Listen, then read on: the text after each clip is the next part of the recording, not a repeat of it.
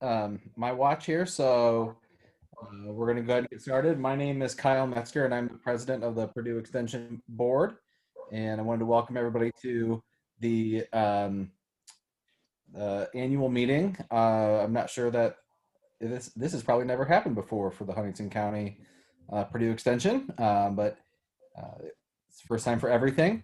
Wanted to quickly again make some introductions. My only role here is that I head up the board. It's an advisory board. It's not a governing board, but I wanted to introduce the other members of the board.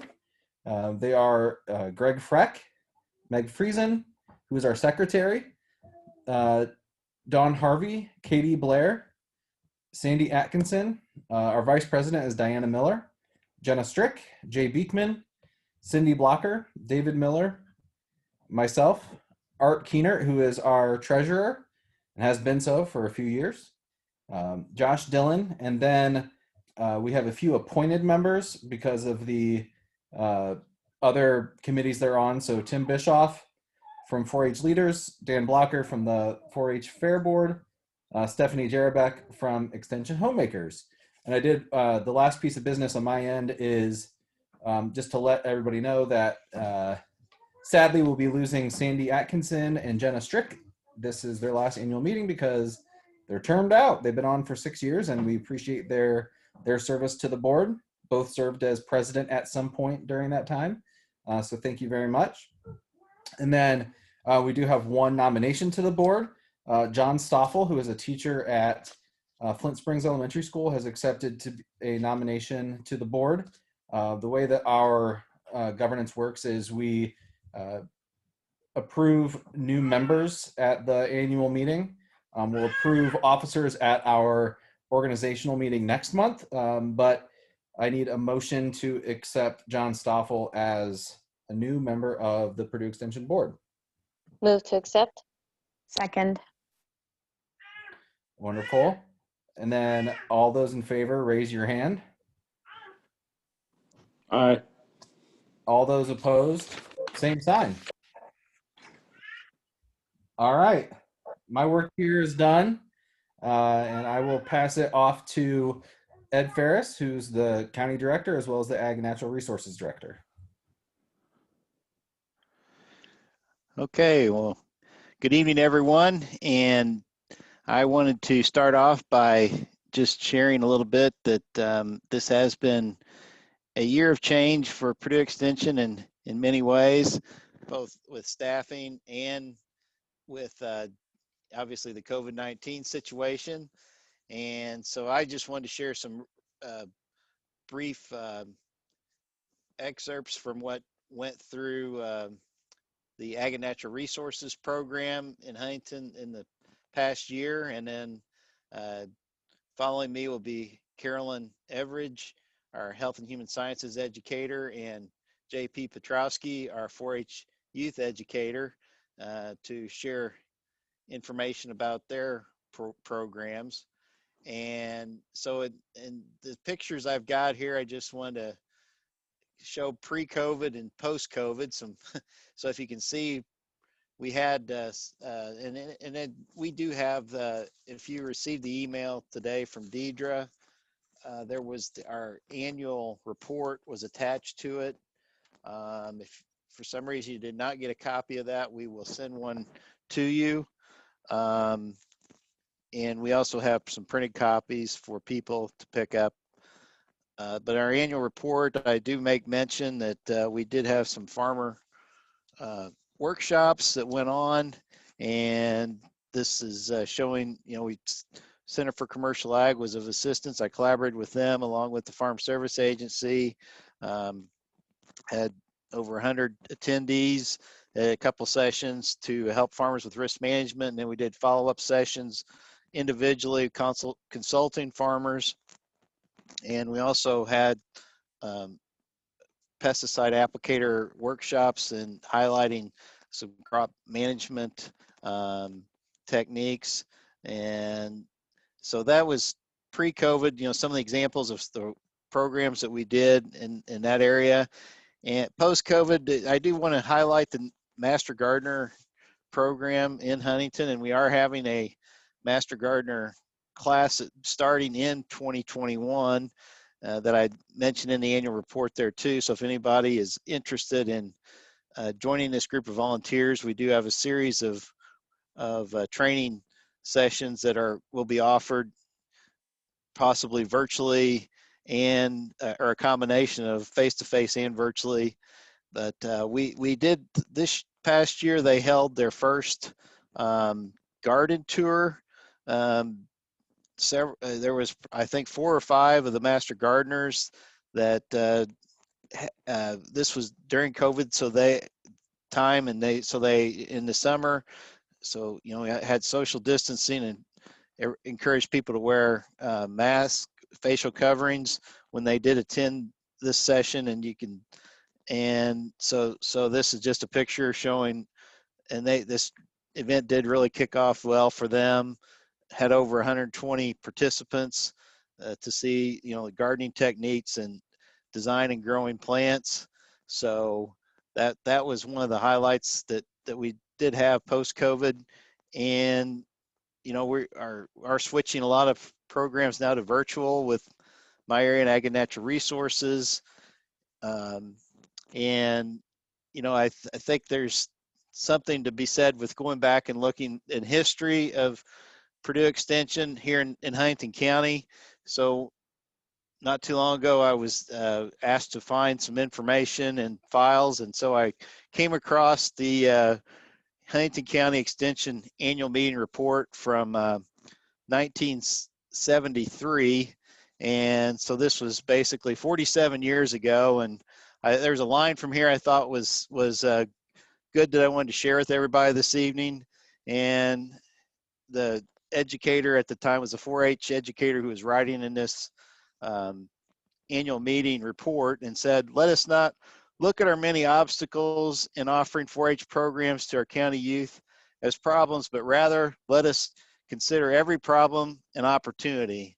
So I think that's a good message, and to think about, if JP is going to talk next, and he had many challenges in the 4-H program, worked out with a lot of volunteers, but we did have a lot of successes this year. And so JP, I'm going to turn it over to you.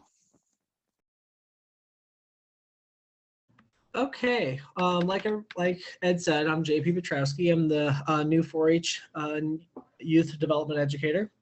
I started just about the time when COVID kind of reared its ugly head. But no, so for this year, kind of jumping right into it, 4-H is very hands-on learning, and with COVID being how it is, the biggest struggle we had to deal with was how to make sure we can implement and still do 4-H with all these restrictions with COVID. So working with club leaders, working with the 4-H volunteers, the fair board, the superintendents, everybody was very great and understanding and was willing to put in that extra mile to help make our fair successful. We looked at different avenues that we could use, and not even necessarily use just for this year with COVID, but to use for in the future. One of the examples was we utilized a big resource with Huntington University, with them broadcasting and live streaming the 4-H shows. And with actually that, I have it written in there that we had over 23,000 viewers across the country. And so we were just able to, show the passion with Huntington County 4-H to more than just Huntington County, which was actually, a very, very positive side to COVID, actually. But in terms of some of the 4-H numbers, we're up apparently from last year, which is great, especially with being in COVID. And hopefully we're going to continue with those numbers moving forward. Like I said, I started basically with COVID, so I don't really know the area without it being in a critical COVID situation. So hopefully moving forward into 2021, I'll be able to see more of a normal Huntington County and Huntington County 4-H with that. And with that being said, I've also looking into more partnerships and different educational opportunities with our youth, not just aside from our 4-H youth as well. And that's really all I have on my end, and I will turn it over to Carolyn now. All right, thanks, JP. So I'm Carolyn Everidge. I'm the Health and Human Sciences educator, and I had started back in January, so I had a little bit of time before COVID took over. But for the most part, most of the programming that I was able to accomplish this year was around the virtual platform. So we did several different things, both myself independently and then also with some other groups as well. So I just want to touch on a couple of those. So as the Health and Human Sciences educator, I helped facilitate the Helping Hands Community Garden. And this year we were able to harvest over 190 pounds of fresh produce, which was really awesome, especially given the fact that people were not wanting to come to the garden, or there were a lot of different things going on with COVID. So that was still quite a feat that we were able to manage. And during those early months, right when we were starting to figure out COVID and how we were all going to handle everything, I instituted what I called a virtual victory garden. So this is when I put a whole bunch of information on our Facebook page to educate individuals on maybe having their own gardens at their own homes, using container gardens, all sorts of different activities that they could do.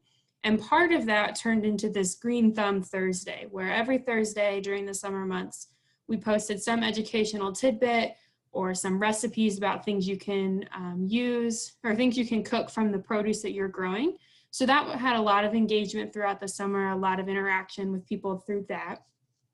I also continued to do some programming with the recovery residences in town. So I actually, before COVID started, was working in just one at Place of Grace, and I was there every week. And then throughout COVID, as we tried some virtual programs and then got back to the new normal, I was able to expand that, and I'm also doing weekly programs with Huntington House and Harmony Home.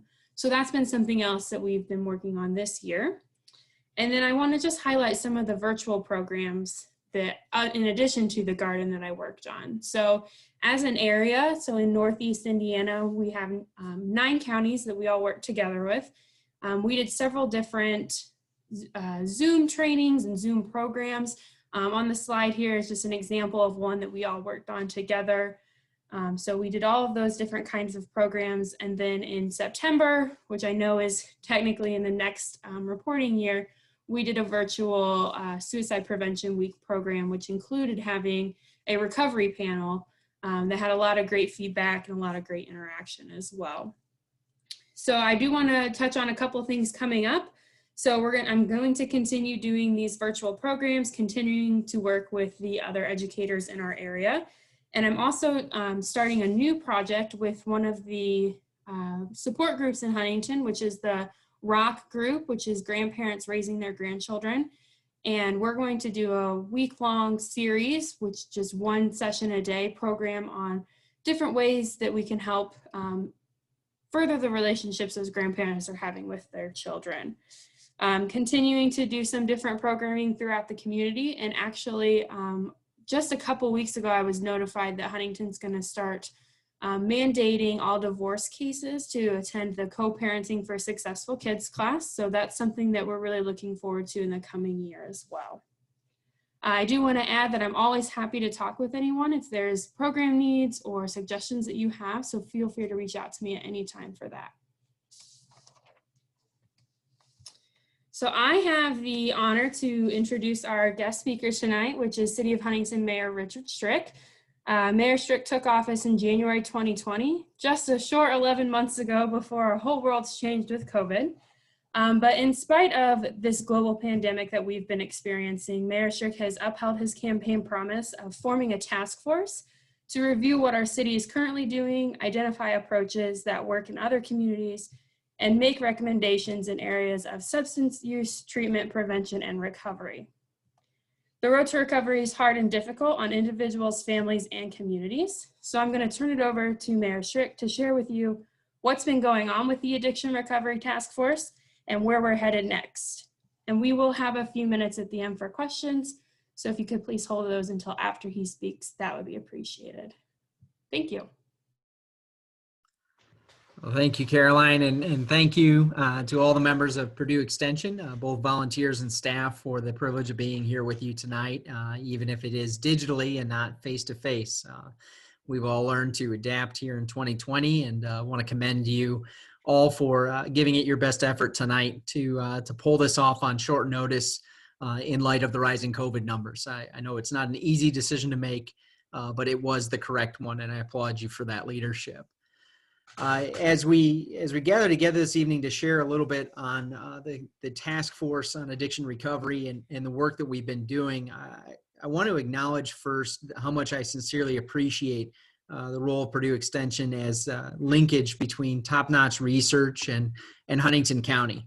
It's important, especially here in 2020, as we're dealing with lots of unknowns, that we continue to follow the example of doing the best we can based on the data in front of us. And so thanks for your efforts in that, particularly in the agricultural sector, but other sectors as well.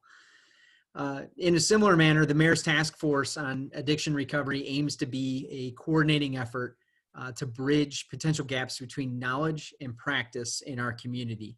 Even more significantly, we aim to build on connections between various sectors and role players within the community so that we can improve community outcomes in the difficult work of supporting our neighbors on the road to recovery. I didn't set out with this task force with the intention of creating new initiatives or partnerships so much as to take what we already have and really help everyone get a sense of the broad map of services and players at the table in our community.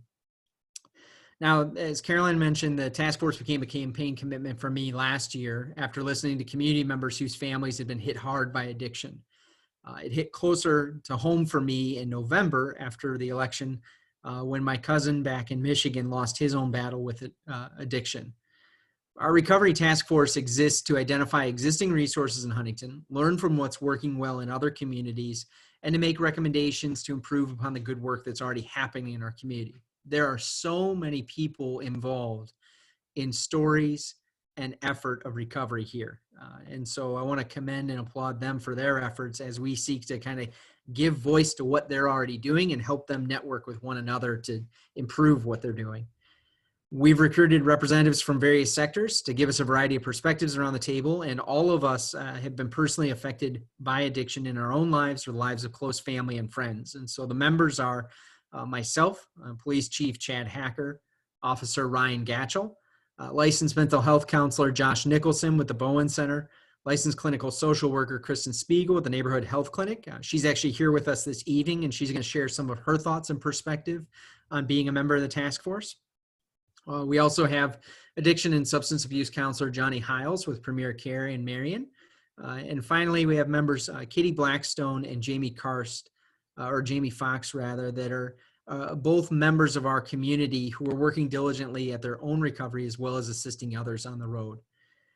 Now, I originally intended the Recovery Task Force to be a 6-month project, and we were making steady progress organizing the work. But as has already been acknowledged, 2020 is a humbling year for us planners who try to work ahead on things. And so we've adapted, of course, and we've resumed our work after the stay-at-home orders. We do intend to have a deliverable report by the end of December, but we are about 6 months behind schedule.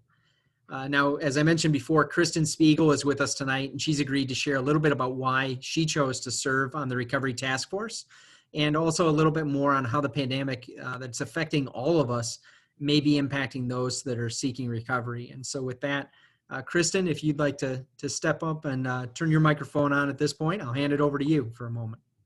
Thanks, Richard. And thanks everyone for having us. This is a really important topic and I'm happy to share. So my name is Kristen Spiegel. I am a licensed clinical social worker and a licensed clinical addiction counselor. Richard came to me at the end of last year asking if I would be a part of this task force. And of course I said yes. Addiction recovery is a passion of mine. Both in my personal and professional life, I've had relationships with and worked with people in addiction and addiction recovery. For the last 10 years, I've been doing counseling with individuals who struggle with trauma and addiction. And then about 10 years ago, I was also a part of a group of community members that helped to establish what is now Place of Grace. And as Richard shared, one of our tasks as a task force is to survey the community, looking at what our existing resources are, looking for areas of need. So we're better able to make recommendations to the city, how they can support these efforts. And I can tell you that we did a similar survey about 10 years ago when we were preparing and researching for Place of Grace. And I can tell you that from 10 years ago compared to now, there is quite an improvement. What we see is that there are more services for people who are in recovery, and we see a community that better understands addiction and the unique needs of those in recovery. But the reason why there is such an improvement is because as a community, we were intentional. We were intentional about learning about addiction and how we can help our neighbors. We had meetings in libraries, hearing from people in addiction, their family members. We had citywide convocations, and we saw a great outpouring of support. We saw our churches come together and individual support the work of some of the places that have been mentioned, including Place of Grace. And so being a part of this task force is a way for us to continue being intentional as a community. And especially now in a season of COVID, where we've all experienced a considerable amount of stress and social isolation. Social isolation is hard for all of us, but especially for those in recovery. A British journalist by the name of Johann Hari, he spent months, years traveling around interviewing people in addiction. And he came to the conclusion that the opposite of addiction is not sobriety, but it's connection.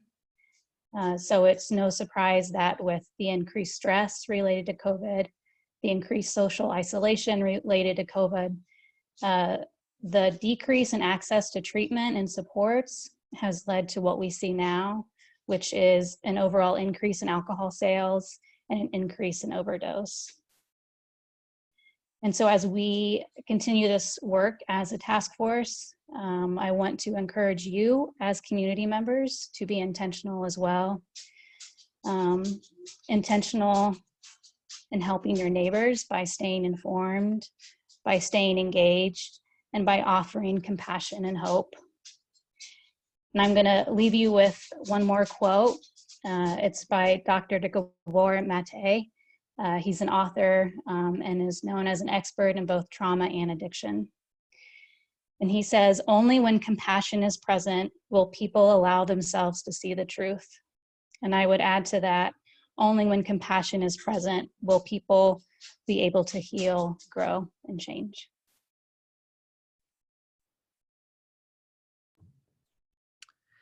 Thank you, Kristen. Now, last week I had the honor and privilege of sharing a few prepared remarks with veterans as we came together to honor those who've served our country in uniform, even as we've remembered the many different ways that we can serve and sacrifice on behalf of our neighbor. And that is one of the questions that I think remains as a task for all of us in this community. A long time ago, a king unlike any other was asked, "Who is my neighbor?" And the king responded with a familiar story with an unfamiliar twist. A man traveling a dangerous road was badly beaten and left for dead by thieves. Two different men of honorable professions, upstanding in their own right, I'm sure, potentially even from the man's own neighborhood back home, they looked upon his situation and they passed by on the other side of the road. Then a third man, a sworn political, religious enemy of the wounded man, appeared. And when he saw the situation, he took pity on him by bandaging his wounds, loading him on a donkey, and taking him to a nearby inn for recovery, all the while paying for the man's recovery time at the inn. Now, finishing the story, of course, the king asked, "Which of these three do you think was a neighbor to the man who fell into the hands of robbers?" And the answer, of course, was the one who had mercy on him, the Good Samaritan. This isn't just where we get the name for the helicopter that flies in for emergency rescues for folks. This is where we get the whole concept of going the extra mile and coming alongside of those who are within arm's reach that we see are struggling, that are isolated, that are feeling overwhelmed. And if we're serious when we talk about people being our best assets, whether it's in a place of employment or a church or a social service club or a community, then I think we are serious when we say that, then it's beholden upon all of us to follow through in word and deed to help our neighbors and loved ones on the hard road to recovery. As Kristen noted there, more and more the research around addiction shows that it is connection as the antidote. It is rooted in community. It is rooted in identity, and there's a piece that we all play in the road to recovery, because there's a piece that so many of us have played in the road to addiction for so many people. And so how do we each do our part along the way to help them in recovery? Addiction has beaten and robbed too many families in our community for us to let it go unchallenged any longer. And it's up to all of us. It will be difficult and challenging work, but at the end of the day, it is worthwhile work. Now, I want to commend to you some of the efforts most recently this year in our county that are building upon the work of the previous years, not only the last decade that Kristen mentioned, but the last several decades as the entire state has grappled with addiction. Our county is taking the next step forward as the commissioners of our community and the Community Corrections Department are finalizing an opportunity to acquire facilities from Our Lady of Victory Missionary Sisters at Victory Knoll. Now, as things continue to get ironed out here, and all of the major partners and players on campus have agreed in principle, now they're just ironing out the fine details. It's good to keep the lawyers in business to work out those contracts. But as they work through those things, what we see here is a chance for a world-class location for recovery efforts in our community. It's something that will be the envy of communities around the state, and it's exciting to see the energy around that partnership from everyone up on that campus, as well as the many partners in our community that are concerned with seeing their loved ones succeed in recovery and re-enter the workforce, become better parents, become better at budgeting, to grow in their capacity as human beings, because ultimately they're our brothers and sisters, they are our neighbors and our friends, they are our loved ones, and we remain committed to them, and we refuse to give up on them.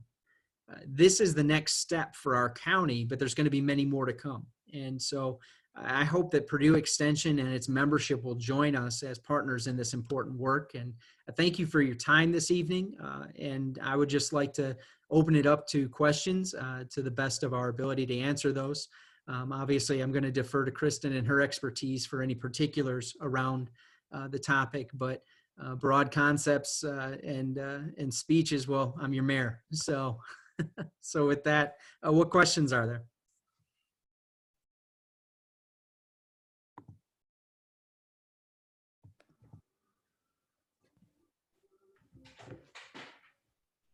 Mayor, this is Charlie Chapman. I'm kind of barging in on this meeting, but I've attended a few extension events from time to time and got an invitation. When I saw you were speaking in this topic, I couldn't help but be interested. I know that Huntington County is beginning a CASA initiative with the courts, which will dovetail nicely into everything you all are doing. And I applaud the community for working tirelessly and moving things in this direction. But you mentioned the task force and the people who were on it. Do you think that task force will encompass more people in the future? How do you see that advancing as you move forward? I think that that will depend on the recommendations from the group that come out in that final report. I do think there needs to be a well-networked resource team throughout the community. I don't know if this is the right vehicle for that or not, but this is at least an initial step in making sure that everybody knows each other. I think one of the things that I've observed since we began meeting in January, and as we've worked to survey the community and the partners and professionals who are working on this full time, is they are swamped with the work, not only the work of helping and supporting those in recovery, but also sheer paperwork. And the more we can help them get to know one another and connect with each other in professional circles, the more likely they are to make time to connect with one another, and the more likely we are able to maybe solve some of those other pressures and burdens for them, or to make sure that they're properly resourced for their work. I don't intend for the task force to replace what's already going on in our community.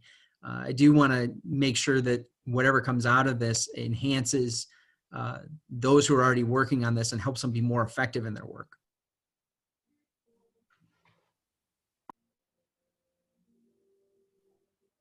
Stephanie Jarabek here. Aside from the Bowen Center and Place of Grace, what other agencies are at the disposal for addiction recovery at the moment in the county?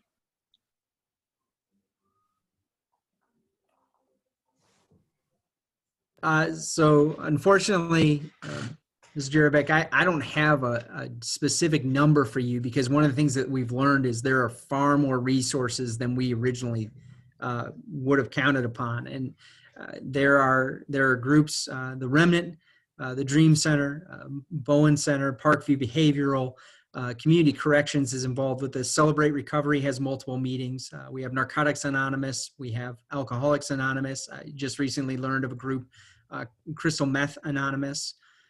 There are lots of good efforts going on in our community. And one of the things we're hoping that will be delivered in this report is a listing that identifies at least a snapshot of what exists in our community, because there are dozens of organizations, and there are tens of dozens of individuals involved in this work. I think one of the aspects that is maybe underutilized in our community from listening and learning in this process has been the role and importance of peer recovery, helping those who are further along on the road to recovery in coming alongside those who are early in the stages of recovery. Because frankly, and if you ask someone who's in recovery, they'll say that nobody understands addiction like an addict. And so I think that that's something where we're only scratching the surface yet on that potential for our community.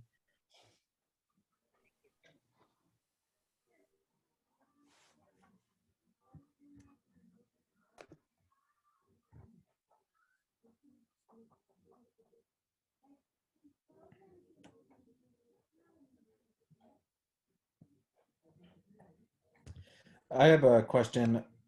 Are there are other counties, other areas doing similar work? How are you taking the lead from anyone? Are you really blazing the trail?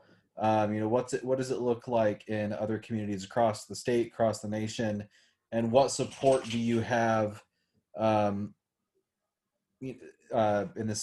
Indiana wide as well as nationally for various efforts and things and resources and things like that? I'll take a first stab at that, but then Kristen, I'd like you to chime in on this as well, since you've worked in 2 other communities in addition to living here in Huntington. Broadly speaking, I'm not aware of others that are doing a survey at this time like this, but that's been I think one of the key strategies in this group has been to learn from what's going well in other communities, as well as what's already going well here. And it seems like particularly in law enforcement and circles tangentially connected to law enforcement, there are different drug courts around the area that are held up as models and examples, whether it's in Grant County and Wabash County, of course, neighbors of ours. Apparently those are looked to as models around the state, really. And so we're fortunate to have them as neighbors we can learn from. Kristen, what are some of your thoughts in response to that? Yes, I would echo learning from the problem-solving courts in our surrounding counties. And then, we're also looking at communities that are similar size to ours with a similar amount of resources and how we can kind of duplicate, learn from. But then I also think too, looking at some larger communities like Allen County, and what's working well with them could we possibly bring in us on a smaller scale into our community.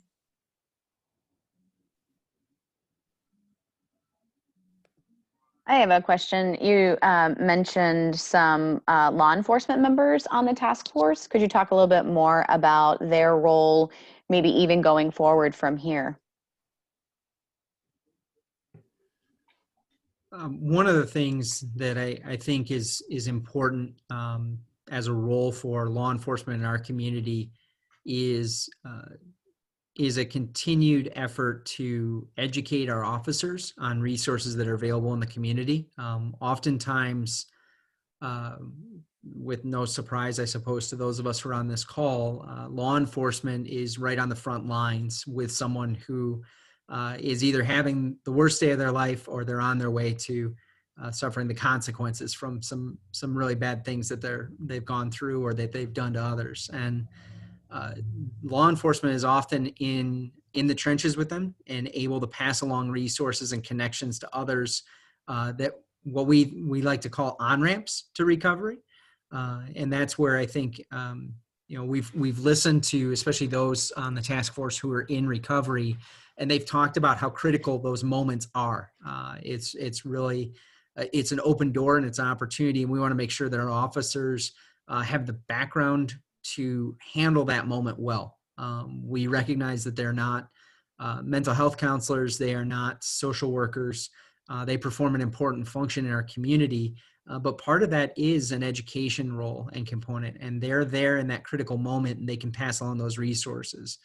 We also know that law enforcement in our community is built on a foundation of trust and relationship because of the size of our city, that we're able to have follow-up with members of the community. And I think that Chief Hacker in particular models that and is training officers to do the same, because it makes them more effective in law enforcement, but it also makes them more effective as partners in the community. The number of folks that who are working through drug court graduation, who are working through various recovery homes, our officers are very intentional about prioritizing in their schedule, getting to those graduations and getting to those classes and supporting those participants, because they want them to know that they're in their corner. They're not rooting for them to fail. They're rooting for them to succeed. And again, as Kristen noted, it's connection that really helps people reverse or overcome addiction. And so having law enforcement as part of that, I think is pretty key. I'll go ahead and ask a question. Perhaps both you and Kristen can address this, but I know Huntington is talking about working on their juvenile detention alternatives initiative, and I was just wondering if either of you had a comment on that. I know a lot of times when we think about addictions, we often think of the adults, and we don't necessarily think about how they came to be adults with addictions. And so, like I said, I know Huntington is working on that initiative, but I didn't know if either of you had any comments on that.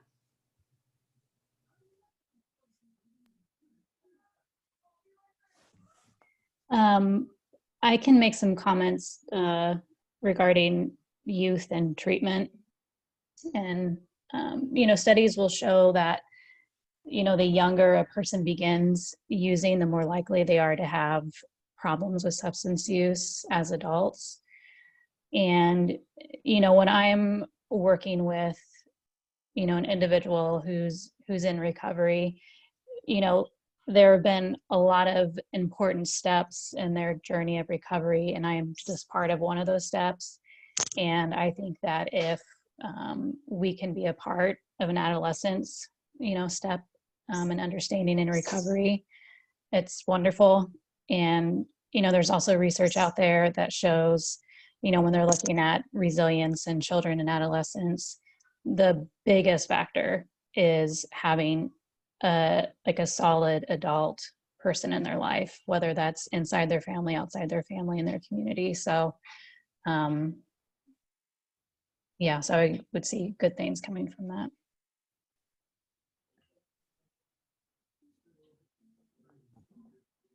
I think Kristen covered it well. I have one more question for Kristen specifically. Kristen, can you share a little bit about the cyclical nature of recovery? I think just from doing a little bit of work with Place of Grace last year, hearing some of the stories from the women who live there, and maybe this wasn't their first recovery home, but this may have been their second or third. So I just wonder if you can help us better understand, for people who's maybe this isn't our story, or this isn't kind of the world that we live in, what that what that really is like, and that it is, kind of talk from there. Sure. So I'll do my best to answer that question. It's a good question. So with addiction and recovery, it's a lot more than making that choice to make changes in your life. Because for a lot of times, addiction and substance use, it's wrapped up in all of the fibers of their life. And so they're not just saying no to drugs, they're saying no to friends, they're saying no to locations, they're saying no to one of the only coping skills that they know. And so it takes, it takes a lot of work. And I think, sometimes one way for us to relate or better understand is if you have, or if you know of anyone who's ever trying to go on a diet, you're trying to cut back on your sugar, you're trying to cut back on your ice cream and your chocolate cake. Like, you're going to have your good days and you're going to have your bad days. And so it's something that you're constantly working on. And so, with addiction and recovery, it's not a straight upslope to health. There are a lot of ups and downs. And we all know when, we've eaten that extra piece of chocolate cake and we're in that downs, like it's hard. We need that encouragement, that support from others. So, so there are a lot of ups and downs with recovery. I'd add that I think two concepts that have been really important for me to learn through this process, and one is a phrase that I learned early on in the year, that relapse is part of recovery. That was something that in a very black and white way of thinking was foreign to me, and important to learn that it's part of the journey. It's part of the road to recovery. The other thing is again, thinking more carefully about words and language, because they do shape our realities and they help us think through things differently. And so switching gears from talking about somebody being in and out of treatment to affirming the number of times they've sought treatment, rather than viewing it as a negative where they've not succeeded. It's that they're still trying, that they're still picking themselves up, they're still seeking help, and it hasn't clicked yet, but there's a day that it will.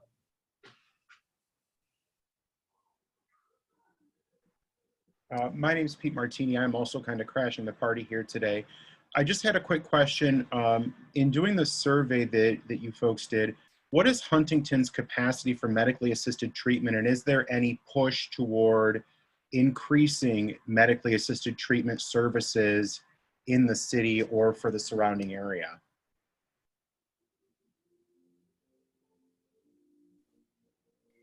So when we're talking about medically assisted treatment, we're usually talking about people who have an opiate addiction, and there's 3 different levels of MET treatment for opiate addiction. There's naltrexone and Vivitrol, which is a blocker. There's Suboxone, which is part blocker, but it also releases something that satisfies the brain. And there's methadone, which is very similar to an opiate. It's just medically monitored and is considered a harm reduction model. Methadone, the state oversees that, and so they only allow so many clinics in the state. And so they, in the last few years, opened up more methadone clinics. So Fort Wayne now has one. I know Marion County has one. Yeah, so those are governed by the state. As far as with Suboxone and Vivitrol, within Huntington County, Bowen Center is one of the providers for Suboxone and Vivitrol. And then I know that Parkview has been working on bringing that to Huntington County. And then there are surrounding counties that also provide that.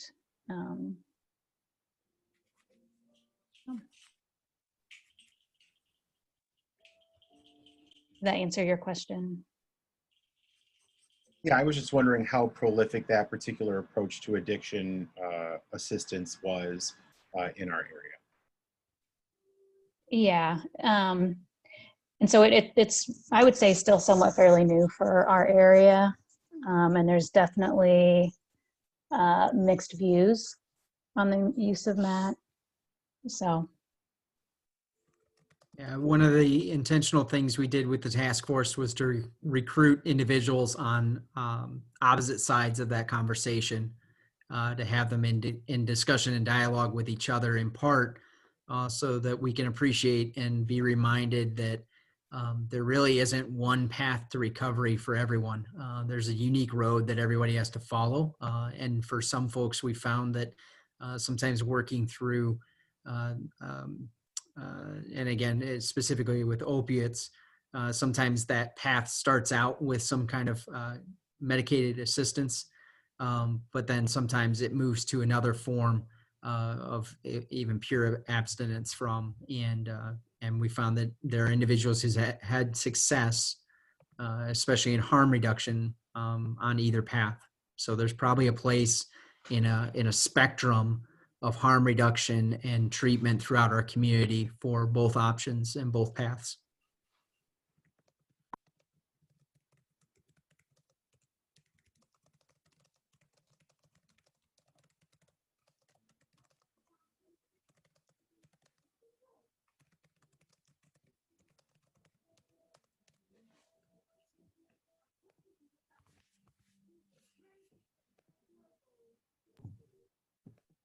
Well, it's pretty quiet out there, so we've either shocked and awed everyone into silence, or folks are just pondering up their next curveball for us. But either way, as I said before, this is something that's going to take all of us doing our part, and I just encourage each of you to be thinking through what your part is in this. For someone like myself, I found that my role is amplifying experts, especially those experts who are in recovery themselves. And making sure that there's good networking and good resources available for folks in our community. Whatever your piece of the pie, we just would encourage you to follow through in that commitment and find a way to be involved, because it does take all of us. And sometimes it's as simple as being that friend who shows up with text messages and phone calls, particularly during a global pandemic where isolation is rampant. We have to make sure that there's no man or woman, child in our community that's left behind in this.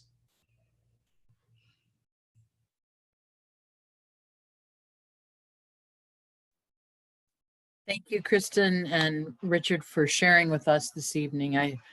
I know more now than I did before, and I look forward to seeing a report when the report is finally formulated. So thank you.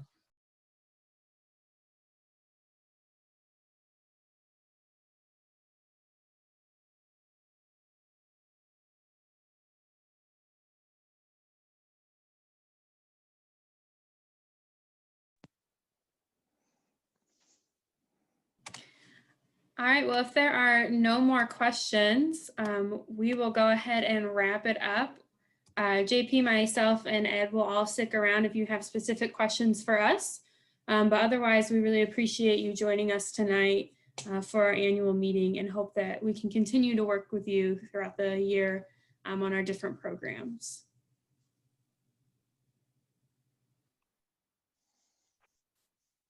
Yes, if there's any questions, we've got our annual report that we've shared with you, and we would appreciate you taking a look at that, and if we can, help you with any issues that you're wondering what extension. If you see that we're not involved in something, maybe we can be involved with it in the community. And so, thanks again for participating this evening. Kyle, did Thank you you. have any final comments?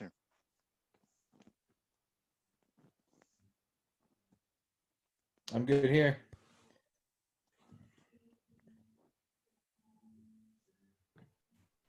Thanks, everyone. Thanks, Richard, for your comments.